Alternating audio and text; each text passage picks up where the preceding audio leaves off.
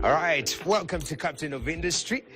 My name is Norkip Kimboy, and today we are going swimming with one of the captain who's in a space that has not been fully explored. Ascar Eunia, Muladi, the founder of Breesi Ventures. Ascar, welcome to Captains of Industry. I mean, you decided that your favorite thing is to swim. Really? Uh-huh. Where did that begin, your passion with water? Well, I think I was exposed early on in life. I just like to learn how to swim. Okay. Ah. Really? Like religiously? Sometimes. Okay. You know, when in the exercising world, and we are in that era where people really take good care of themselves, and swimming is one of those activities that we are told, you know, you practice almost everything, where every part of your body tends to move. Have you lived the benefits of swimming in this life? I've seen the benefits because once you know when you reach my age, it's gaining and losing weight really makes you fine. And it just helps with a lot of coming down. So when you go up, you have so much, brings you down. Interesting. And rest is very critical. Getting an activity outside business is very critical. And we'll go deeper into the way you arrived at Breesi Ventures. But prior to that, let's walk back in ages, you know? Growing up, where did you grow up?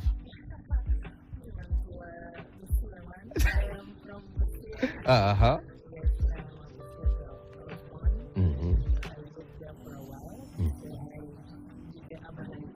Okay. How is it like growing up in Busia back then? And is it different right now when you visit Busia? It's different. I miss that aspect of it, of course. Is that it's bringing up wherever there's a lot of work and yeah, but is it different? It's very different. When you check out, when you look at the development and comes to Nairobi, it's a totally different model. So, Ascar, what were your dreams growing up? This young girl brought up in Breesi and later on, you know, urbanized, moved to the city. What were your dreams at that particular age? What were you seeing yourself as? And did that materialize, or it took a totally different turn? Growing up, I always knew that I'm a different girl. I really feel like I'm meant for a different life. Of course, like any other girl, I used to want to fly airplanes. I used to want to be a pilot. I used to want to do something big that people would actually want to create impact. And I think I have been a bit of some of them. Uh-huh. I see you're being very modest. So you dreamt of being a pilot, and you became a pilot. Being able to dream and achieve from a very young age, what did it take? Did it take a level of sacrifice from the young Ascar looking back?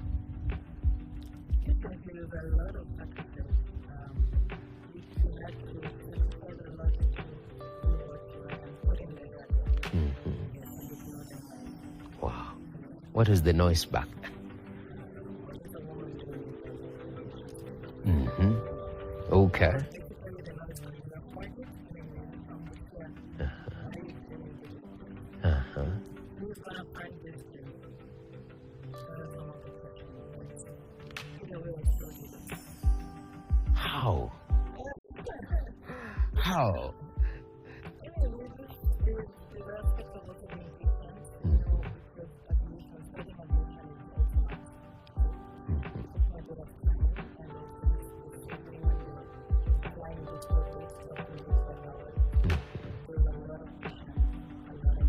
Okay. Wow. So for how long did you fly commercially? 2016 till 2020. It's fine. It's fine. So 2020, we meet pivots in life. We meet things that shift our perspective about life. For you, you shifted from flying into? Okay. Why this shift after flying for 4 years? Well, I experienced being a tomorrow that was and of course challenges, and this really shifted everything away. We had that time.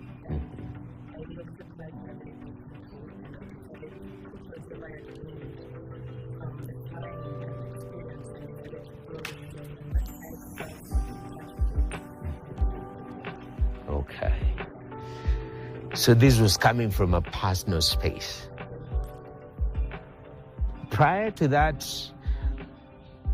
being in the career, having a career in aviation, building it for close to 4 or 5 years, was that something that you had foreseen at one point? I will stop doing this and pivot into something else, or you are envisioning yourself doing, 30 years, 40 years in aviation industry?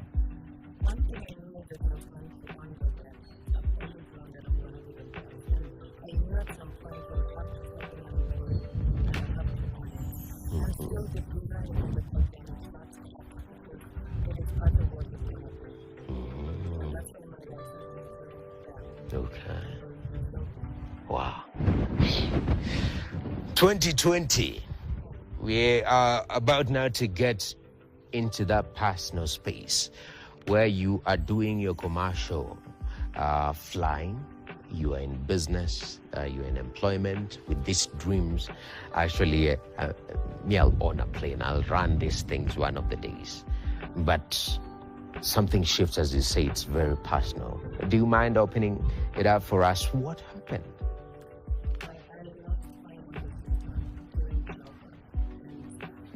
When this happened, it was because of the way the emergency when I was emergency. An emergency ambulance to come and pick her and take her to check her to do something simple, but really were not able to get an emergency.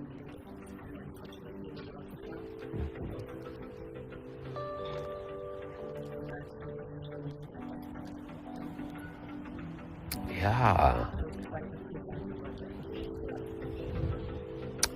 Yeah, because you ask yourself a lot of questions, just getting help from where you are to be ferried to where you can be helped. What did that reveal about the system? Because that's where your business actually is founded.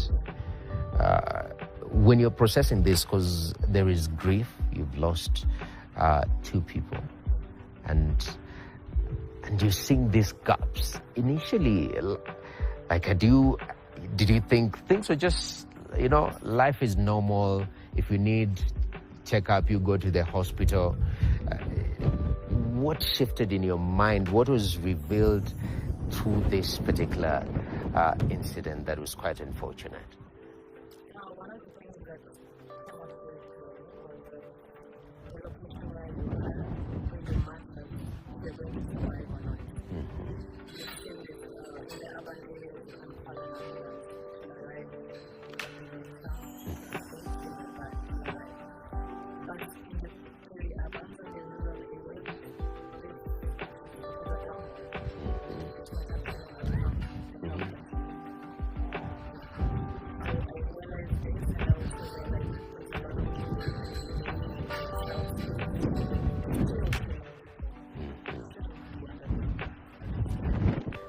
Wow, but when it's all said and done,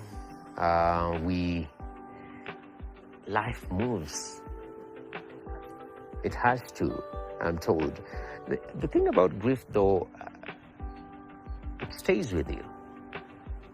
So there is also that level of sort of just managing, because that's a reality that has happened. You've lost somebody that was very dear to you, and it lingers in a way. It's not a thing to take away. Talk to me about that. How do you just stay with it and still at the same time be better? That's a lot of something that a lot of people struggle with. For me, in the middle of all this, Mhm. I decided to come up with something that will improve in my mindset Mhm. and how best to honor Mhm. and also to remember good. Mhm. So I came up with an idea of how we build that story to help. Mhm. Every time we actually people, Mhm. Ah. that's how good money. So that's when uh-huh. Our sister's doing it. Yeah. So that's the birth of Bristle. A name. Just expound for us the name itself, because it's pretty unique. Mm-hmm. And then because it was a promise that I made with Grace, so it is still really still. Oh, I see that. And that transition is very, very important when you talk about moving from one point to the other. Yeah. And at this particular moment, since we want to do swimming, it's your thing. We're gonna be at the shallow end. Yeah. If we can just walk that direction, because swimming is quite interesting, as you put it. Introduced at a very young age, and you're still doing it. I think I just did classes. Back then it was like a whole term. You have to go through. Then you're tested. Then after you're tested, then you will be certified to be around a swimming pool in that school. That was the precondition. All right.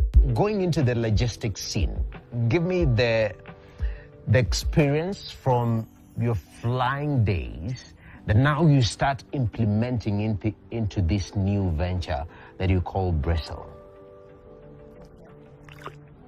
What I've really learned most from the evolution skills is that you must have some sort of order, you must have some procedures that you need to keep following, right? And also, you need to standardize everything across all the units that you're operating. Okay. You also need to appreciate the aspect of speed.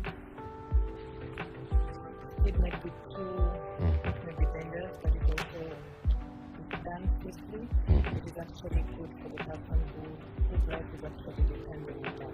Okay. So follow the procedures, look at the speed, and also of course professionalism. Okay. Yeah. And entry, because a lot of people get ideas, and now bringing an idea into actualization, the actual product. From your experience building a company, building a venture, are there key processes that somebody needs to be very aware, especially if you are a founder of something? Are there key processes that you need to be very aware so that that venture, that idea can come to fruition? Well, unfortunately for me, when I was beginning, it was more of I had this idea I wanted this to do, and I wanted this to be done, and I did it.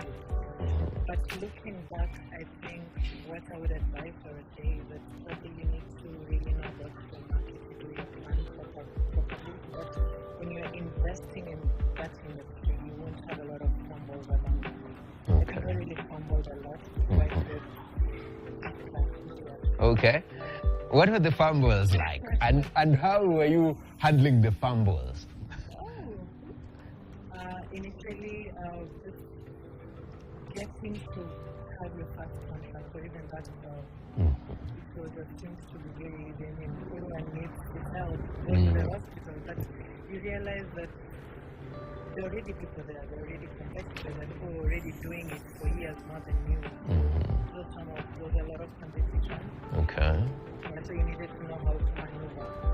You need to know how to speak to the people in the health space. A lot of things had to be learned. Yes. Okay.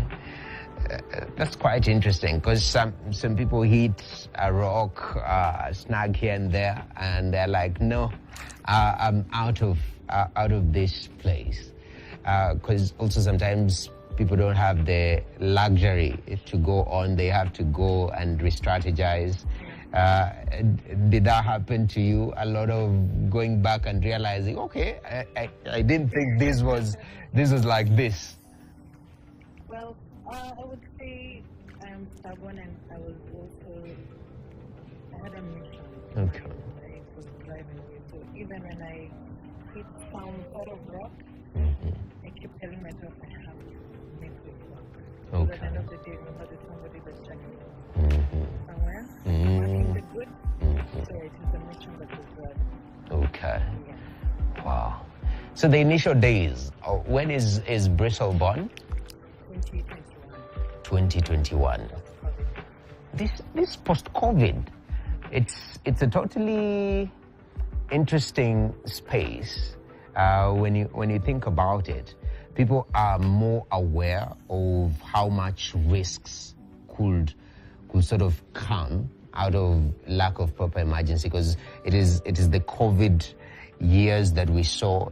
Even some people had the means, they were buying oxygen and putting in their homes, just showing how critical medical care is. So talk to me about post-COVID business. Do you feel post-COVID babies, even in the business world, they are totally different? They have a different kind of resilience? They are more resilient because they have seen first-hand work and action. So they are built in a way, they have some sort of different adaptation. Okay. With that in mind. Okay. Wow. What did the Kenyan market and that sort of finding the market itself reveal to you about Kenyans and our health systems?